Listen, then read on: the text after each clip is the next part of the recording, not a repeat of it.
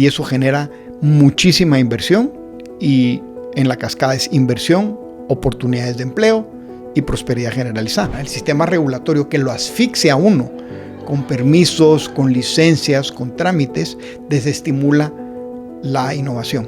Entonces, por ejemplo, yo he fracasado varias veces, pero en aprender no fracaso, siempre aprendo. Y lo que hago es que tomo ese aprendizaje.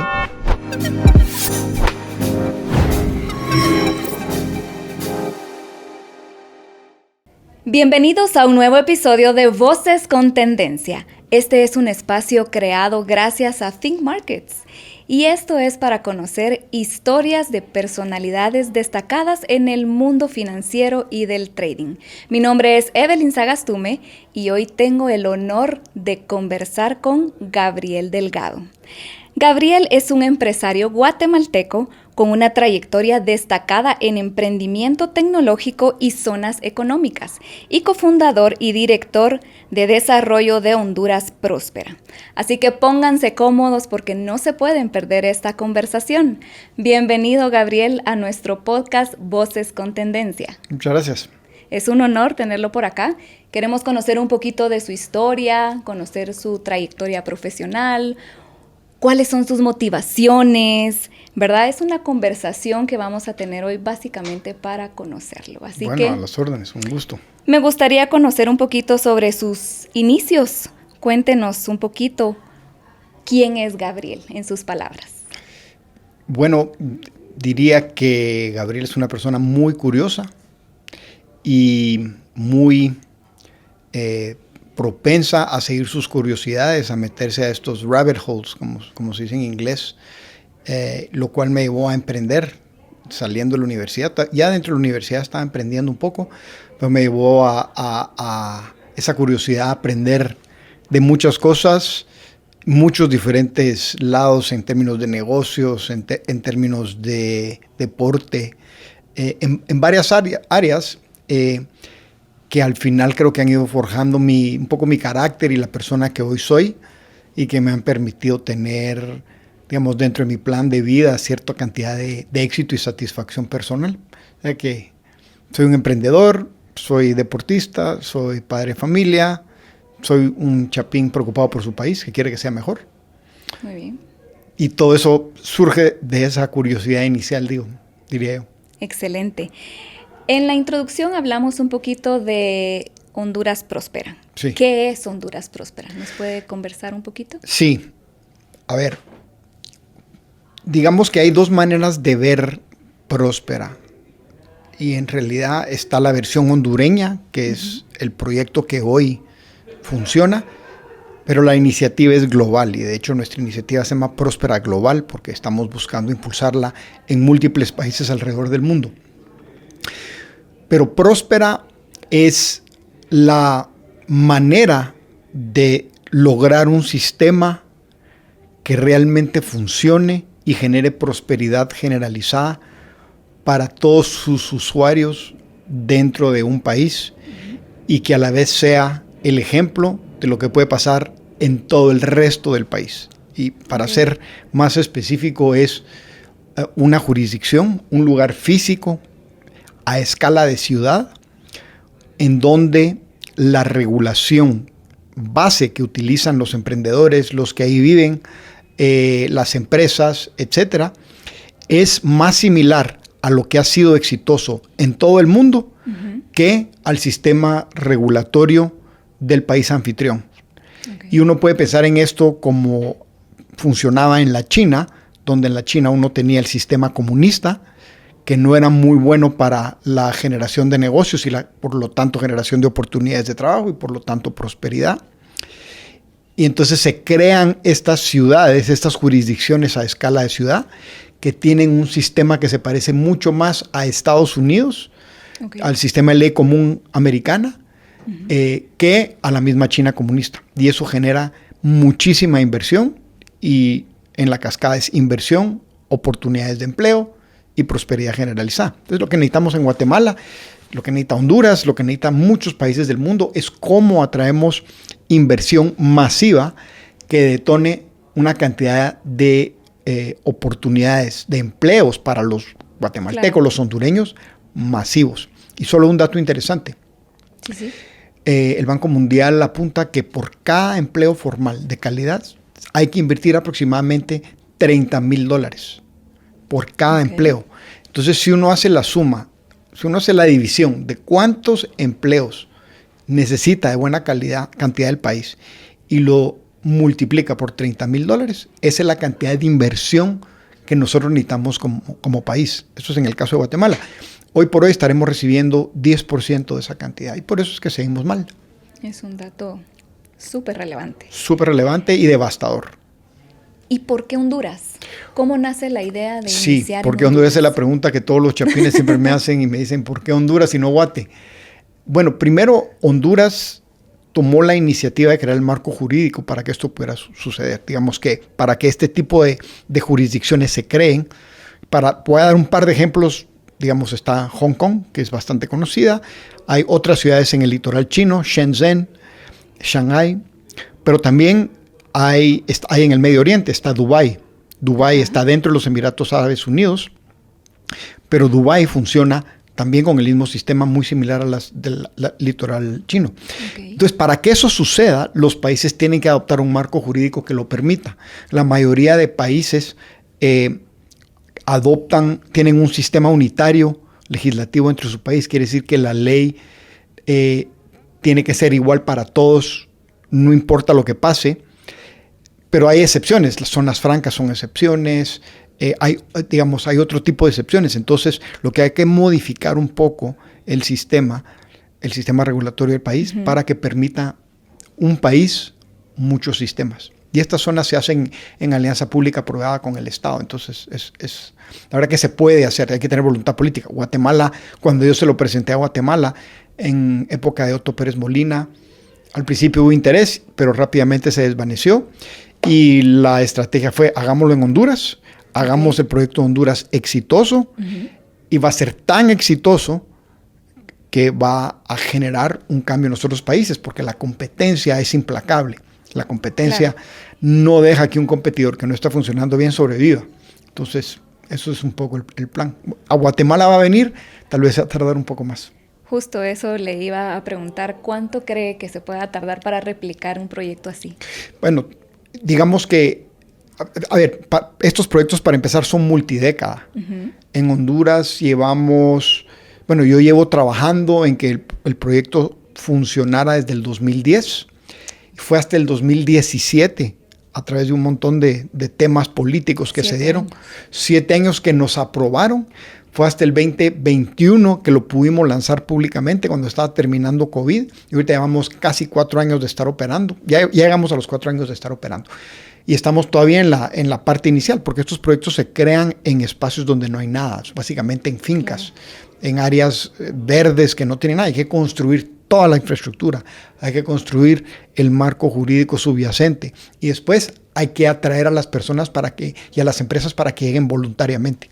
Entonces esa es la parte de una vez uno fue aprobado para adelante.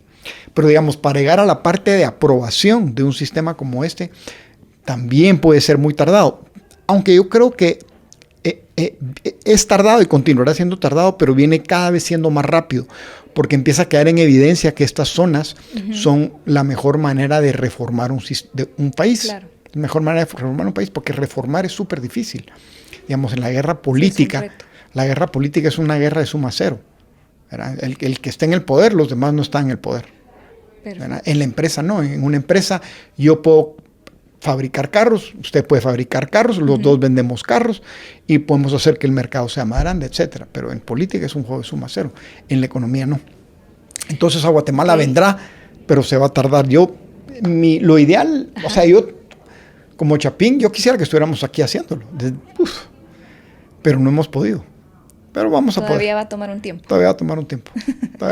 Pero bueno, vamos a tener fe en que vendrá. Sí, hay que tener fe. Yo estoy tan... ¿Qué otro tipo de proyectos? Este es el más conocido de Gabriel. ¿Qué otro tipo de proyectos? Este es el más conocido e impactante. Y tal vez puedo hacer un par de observaciones más. Digamos, hay 2 cosas que son bien importantes acerca de Próspera. Y todavía quiero hablar de eso porque, digamos, Próspera es esta jurisdicción que tiene un sistema es como un arenero regulatorio que tiene un sistema más parecido a todo lo que ha hecho que los países prósperos sean prósperos. Pero en realidad, ¿qué es lo que eso hace, digamos? Digamos, el capital, y ustedes acá están en temas de inversión y todos saben, el capital es lo más cobarde que hay en el mundo. El capital lo amenaza un poco un régimen político y se van, se cambian, venden, se mueven. Incluso el capital que ha venido a invertir incluso en maquinaria. Entonces, cuando uno ve inversión, por ejemplo, uno ve maquilas y todo este tipo de cosas, hay maquilas que son súper rápidas de empacar y se las lleva uno al país de al lado. Y por eso Guate está todo el tiempo con que la maquila se fue a Nicaragua, que se fue a Honduras, que se fue a no sé dónde, a República Dominicana. Entonces, el capital es bien cobarde. Para que el capital se quede y venga más, hay que tener reglas estables en el tiempo. Ese es el primer punto. Okay. El segundo punto es que para que haya innovación, y Guatemala no es un país que tiene grandes innovaciones, adoptamos innovación de terceros, pero nosotros no somos grandes innovaciones. Para que haya innovación, tiene que haber un sistema regulatorio que permita a los empresarios que tomemos riesgo. El sistema regulatorio que lo asfixia a uno con permisos, con licencias, con trámites, desestimula la innovación. Entonces, lo que es próspera es un lugar que tiene un sistema regulatorio conocido por los grandes inversionistas del mundo, porque es el que usan todos los países que son prósperos. Es un lugar donde hay estabilidad jurídica a largo plazo. O sea, yo llego ahí y las condiciones con las que yo invierto se me sostienen por 50 años contractualmente. Y además, el sistema regulatorio no es demasiado pesado y asfixiante, lo cual me permite innovar. Ahora, ¿por qué eso es importante para mí? Usted me preguntaba de los otros emprendimientos que había hecho. Porque yo como emprendedor experimenté el sistema de Guatemala y el sistema de Guatemala es súper negativo con los emprendedores. Okay. ¿Por qué? Porque todo el tiempo está cambiando. Entra un gobierno nuevo, quiere cambiar las reglas. Ahora hay que reportar al fisco de esta manera. Ahora hay que reportar al fisco de aquella manera. Ahora el sistema de medio ambiente quiere también estar metido en las licencias o en los permisos. Ahora, digamos, tenemos un sistema laboral activista, lo cual quiere decir que no importa quién tiene la razón, siempre la razón se prioriza al empleado. Entonces, digamos que yo entiendo el espíritu de eso porque hay una simetría de poder, pero la realidad es que eso desestimula la inversión, porque si uno no está tras la verdad y si uno está tras favorecer a un grupo contra otro grupo, uno crea desbalances. Entonces yo los experimenté como emprendedor. Mi primer negocio fue un negocio de distribución de software, de juegos de software, y lo distribuíamos en los retailers de Guatemala. Y eso me llevó a emprender en el área de seguridad informática. Y de repente un día, digamos, en el tema de seguridad informática, que nosotros atendíamos a las mejores empresas de Guatemala, las empresas más grandes, a la banca, a las telecomunicaciones, etcétera, nos llegó una notificación de la SAT que querían tener oficina dentro de nuestra oficina. Y yo al principio me recuerdo que dije, wow, ¿qué? ¿Eso es un halago? Pues no es un halago, es que lo quieren estar auditando a uno permanentemente. Y entonces experimenté, por ejemplo, tratar de sacar permisos de operación, y estos se tardaban un montón o eran arbitrarios, me cambiaban las reglas o me pedían cosas que no me deberían estar pidiendo, lo cual me rehúso rotundamente a aceptar. Y esa frustración de querer emprender, yo básicamente mis héroes eran Steve Jobs, los de Hewlett Packard, todos los grandes emprendedores de tecnología de Estados Unidos. Esos eran mis héroes, yo los quería emular acá. Ok. Y yo quería... Ellos básicamente fueron su inspiración. Mi inspiración, fueron una de mis inspiraciones más importantes. Y por ejemplo, ahora que me menciona eso, ¿hubo alguien más que fuera clave en su vida que lo inspirara a ser emprendedor? Bueno, está mi abuelo, por supuesto. Mi abuelo es otro de mis inspiraciones más grandes. Mi abuelo Manuel Ayabo, que es el fundador de la Universidad Francisco Marroquín. Digamos, él luchaba por estas mismas ideas, pero él también era un gran emprendedor. Y de hecho, él fue mi socio en un emprendimiento que tuvimos juntos. Una inspiración muy, muy grande. Entonces, claro, hay inspiraciones locales. Y Guatemala tiene grandísimos emprendedores. O sea, grandísimos emprendedores que operan exitosamente y compiten exitosamente en todo el mundo. O sea, no es falta de capacidad humana. Y los chapines somos súper trabajadores. Sí. Súper trabajadores. Nos levantamos temprano, sufrimos el tráfico y ahí estamos echando punta. O sea, este país debería ser una potencia económica. Debería de ser. ¿Verdad? ¿Qué cree que nos hace falta?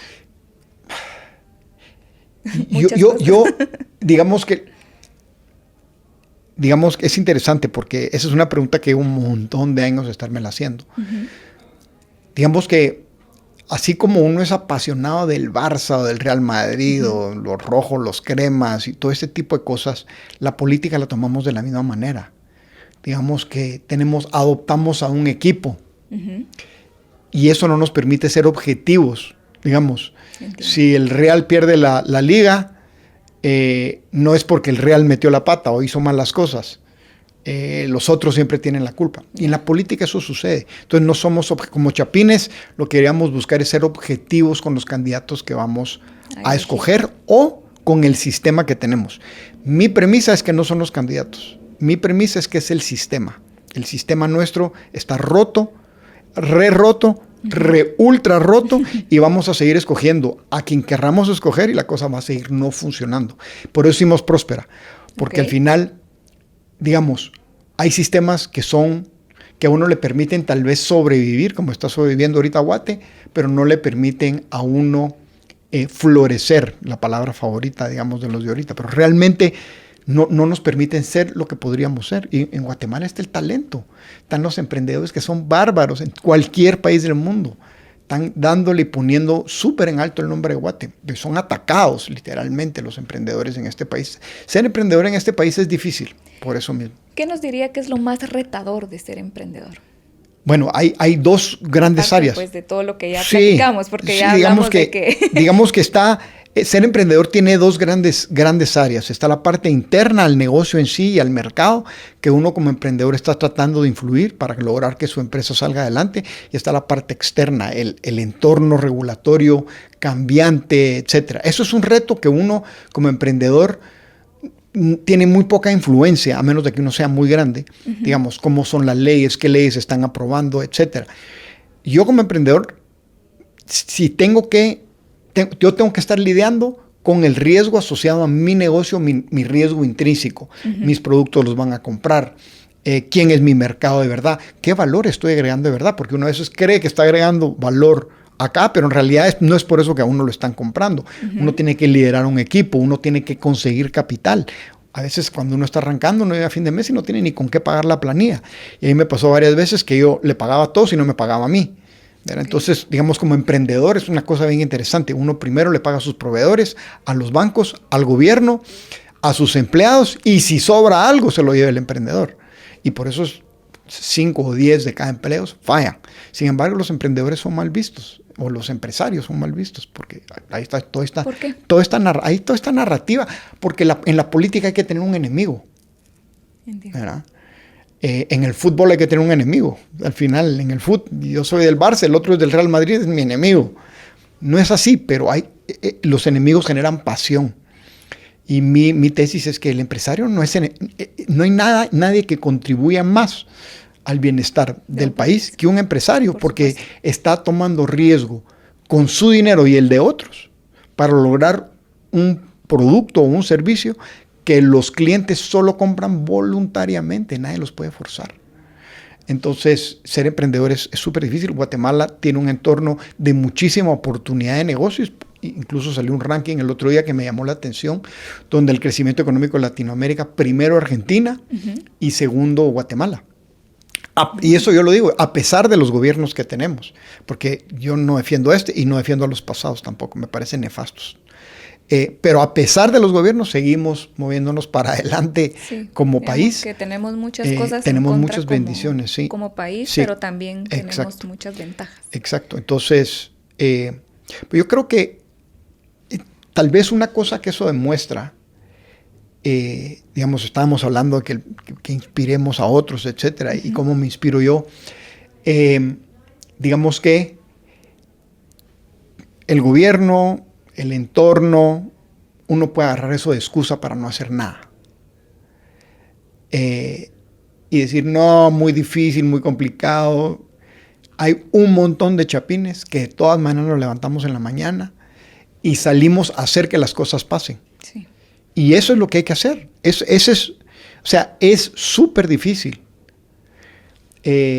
Pero no lo haría de ninguna otra manera, porque lo que pasa es que, ¿cuál es el sentido real de la vida? Pongámonos filosóficos, filosofemos un poco. Y hacia ahí quería llevar mi siguiente pregunta, porque sí, digamos, sí. hemos hablado de muchas cosas externas, Sí. pero para Gabriel, Claro. en forma personal, Claro. ¿qué es lo que lo motiva a seguir? Claro.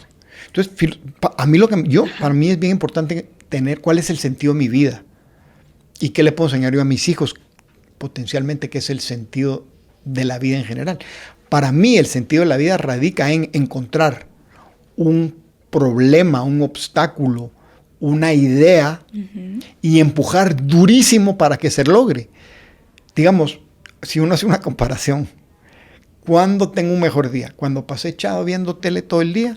¿O cuando me senté a trabajar y tuve un montón de éxitos pequeñitos en el día? Para mí mi día es 100 veces más satisfactorio cuando yo logré un montón de cosas, no importa lo difíciles que hayan sido. Cuando me siento productivo. Cuando me siento productivo.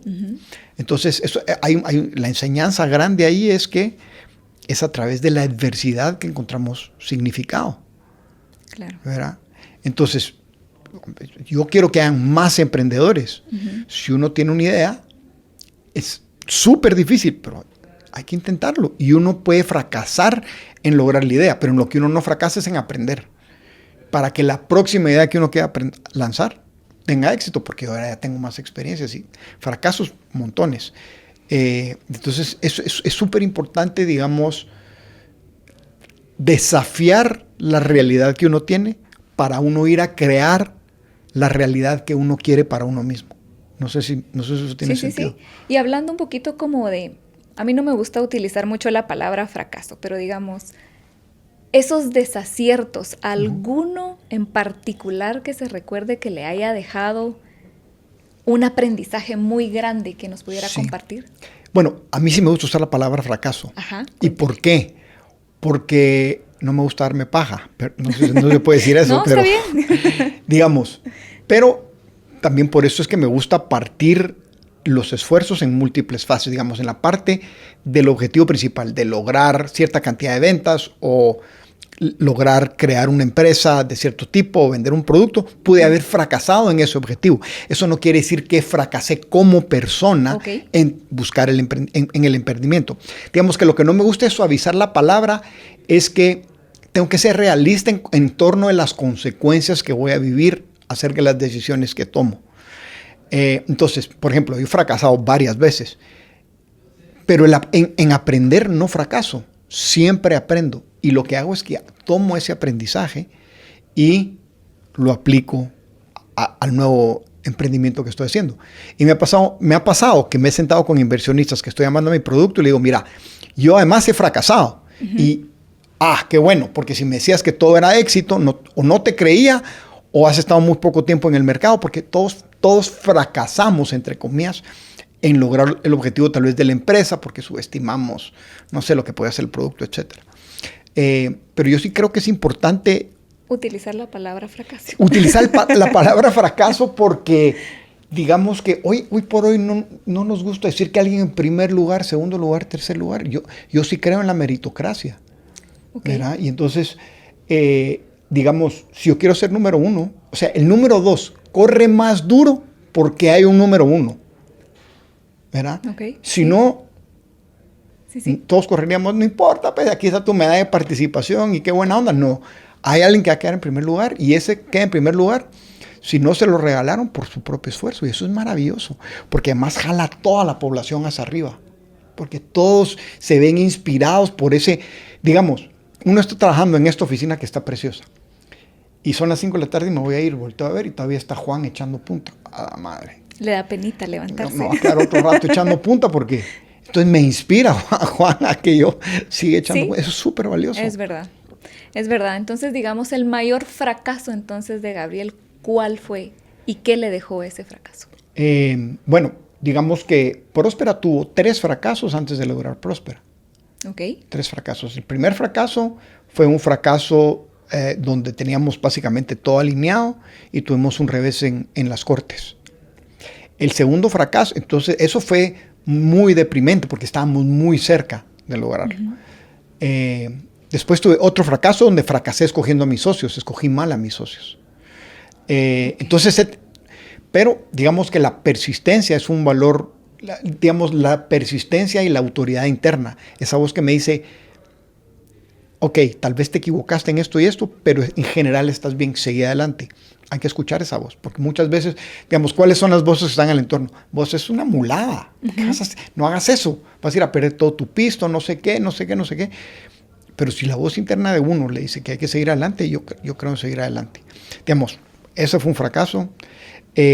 Dos fracasos importantes, digamos, en el camino de Próspera. Y hoy Próspera es un proyecto que yo lo llamaría súper exitoso. Hemos levantado más de $150 millones de inversionistas de todo el mundo.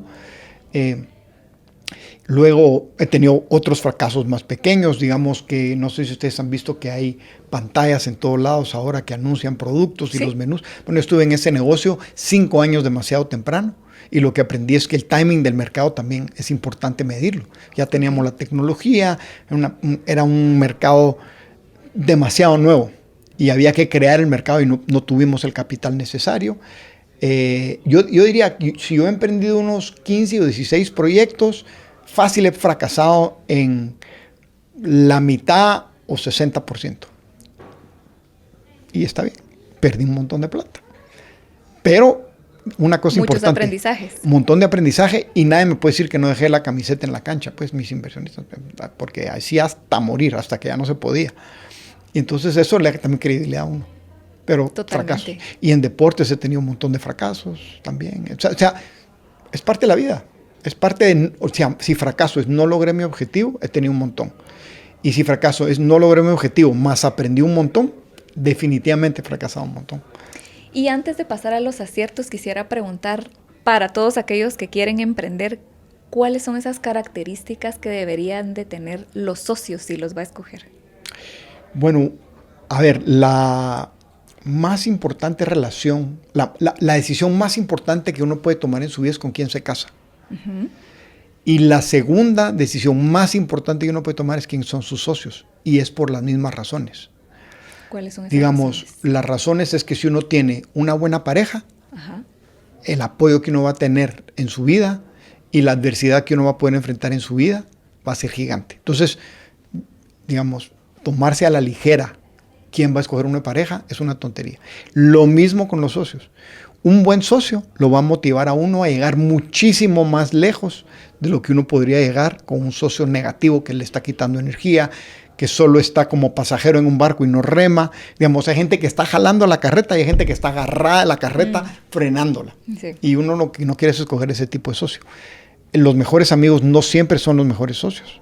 Los mejores socios son los que tienen valores y pasiones similares a las de uno, en las cuales los dos quieren salir adelante, los dos quieren lograr el proyecto y además son complementarios en lo que traen.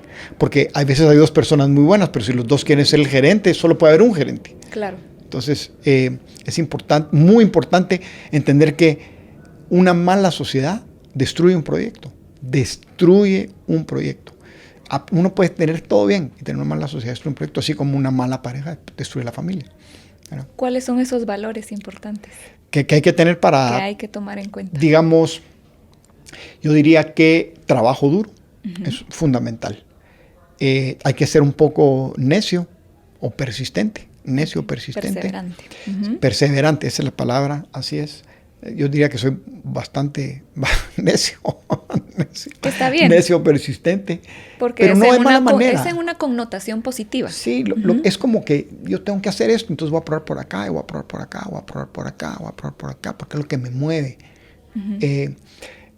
Tiene que tener, uno tiene que entender también el tipo de personalidad y el tipo de valor que uno trae. Digamos, yo no soy un operador nato de negocios, la minuciosidad del día a día me mata. Okay. Pero yo soy un tipo que de una visión, digamos, grande y que logra traer mucha información de muchos lados que parecieran no estar relacionados para un poco crear el futuro. Porque si uno se pone a pensar, todo lo que nos rodea, todo todo lo que nos rodea, salvo la naturaleza misma, algún día fue la idea de alguien y no existía en el mundo. Claro. Y esa persona se tuvo que esforzar para que sucediera. Estos micrófonos, la mesa, todo el café, tomar café, todo eso en algún momento en la mente de alguien. Entonces, ¿por qué no puedo hacer eso yo también? Yo también quiero crear algo que no existe. Qué bonito. Y entonces ese es un valor muy importante, digamos, entender dónde, si yo soy digamos, en inglés es bonito, voy a tratar de traducirlo, tiene que haber un tipo que piense en el qué y tiene que haber un tipo que piense en el cómo.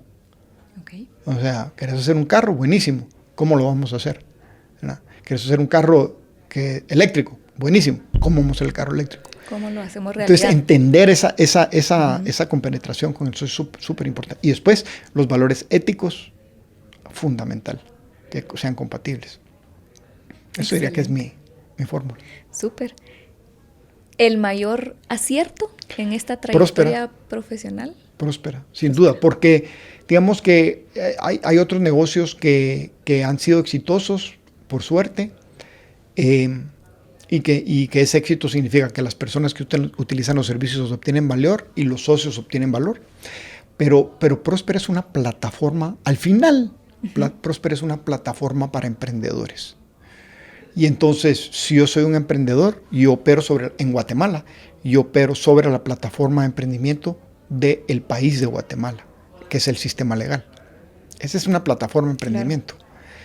Si es mala, no tengo muchas oportunidades. Y si es buena, tengo muchísimas oportunidades.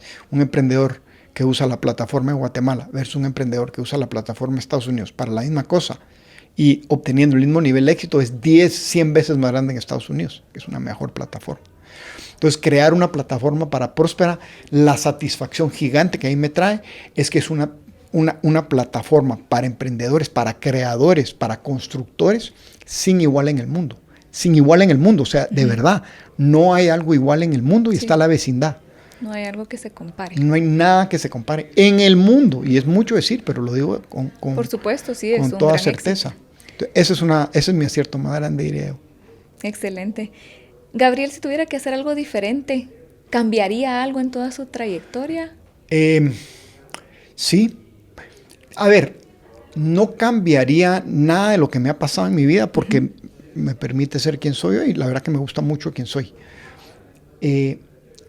Pero me hubiera gustado tener muchos de los marcos de pensamiento, los andamiajes de pensamiento que tengo hoy alrededor de cómo encontrar un socio, alrededor de cómo construir una empresa. Eso me hubiera gustado. Eso no lo recibí en mi educación formal. Okay. Y me hubiera gustado tenerlo antes.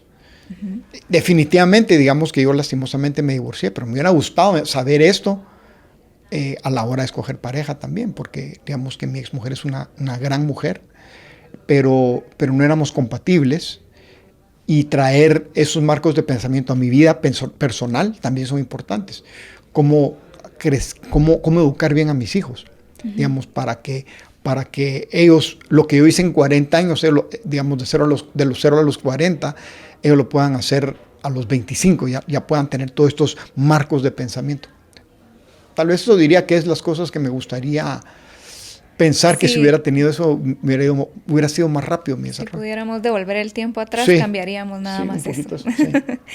Fuera un poquito de la vida profesional, en la vida personal, ¿qué otras actividades disfruta? ¿Tiene algún hobby? Sí. ¿Algo con lo que usted crea que puede equilibrar la balanza? Tengo varios. Cuéntenos. Primero, he sido deportista durante muchos años. Hice unas carreras muy, muy grandes, 500 kilómetros sin parar. Me crucé los Andes 3 veces.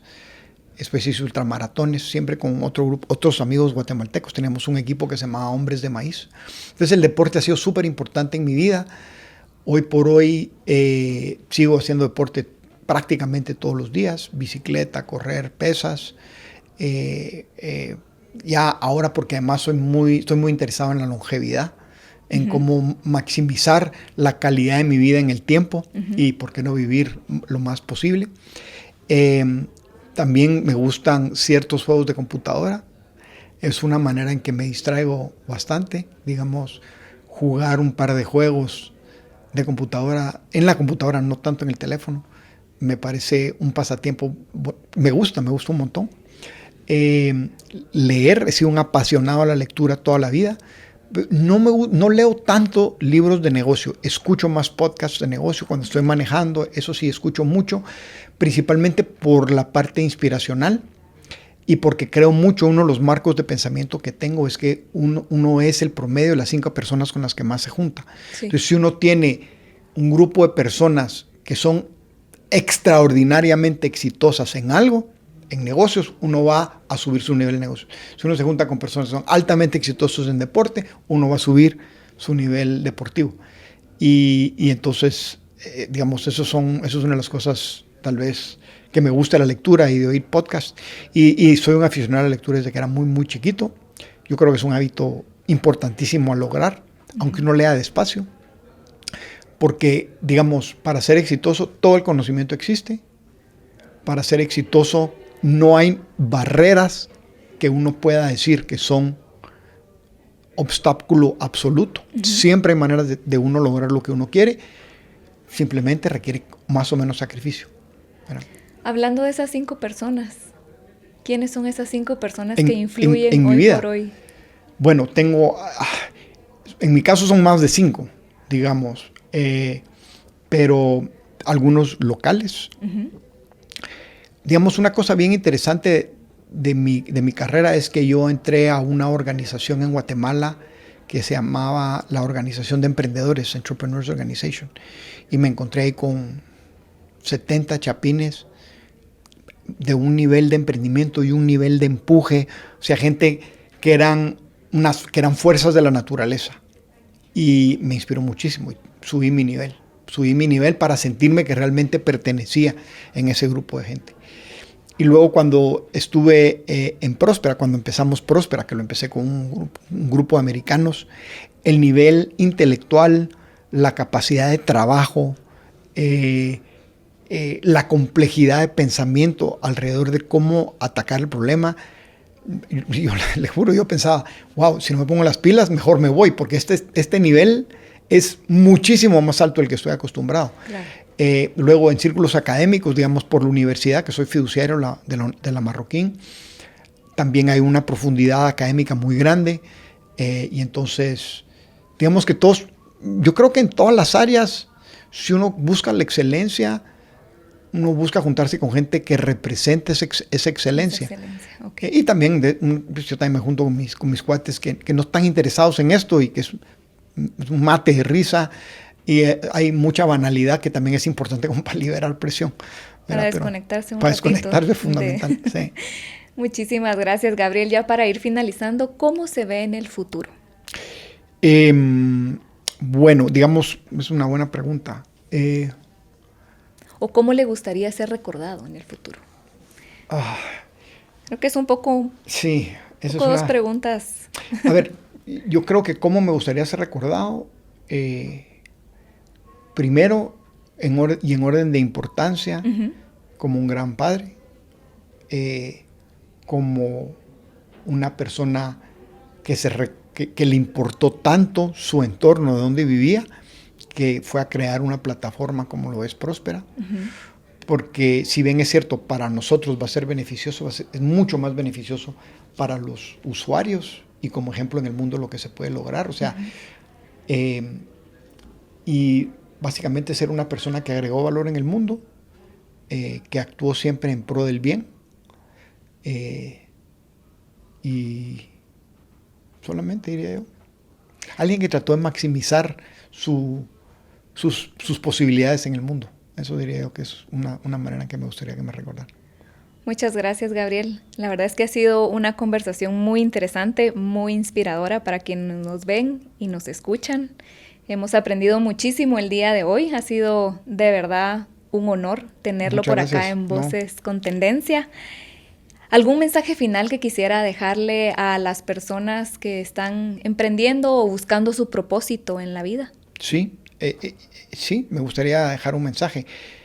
Y es, denle duro, o sea, no es fácil. Un marco de pensamiento adicional es que el esfuerzo es compuesto. Solo el hecho de trabajar y que la próxima vez, el día siguiente que yo trabajo, estoy trabajando encima del esfuerzo que ya hice, y al día siguiente encima del esfuerzo que ya hice, y en un año sobre el esfuerzo de un año, y en 5 años sobre el esfuerzo de 5 años, es como el interés compuesto. Digamos, uno no lo siente, pero eso va agarrando velocidad. Y los gringos tienen un súper buen dicho que dice gradually then suddenly, que es gradualmente, y suddenly sería ahí, como que de repente. Y es que es porque todo viene compounding, todo viene como con un interés compuesto. Y de repente eso agarra velocidad y se va. Y eso pasa, no importa lo difícil que sea el entorno. Entonces hay que seguir insistiendo, hay que seguir empujando, darse por vencido. Se vale replantearse los objetivos, pero no se vale darse por vencido, no importa lo difícil que sea. No se vale rendirse. No se vale rendirse. Excelente, muchísimas gracias por el tiempo, por la apertura. Gracias a ustedes también por habernos acompañado en un episodio más de Voces con Tendencia. Mi nombre es Evelyn Sagastume y nos vemos en un nuevo episodio.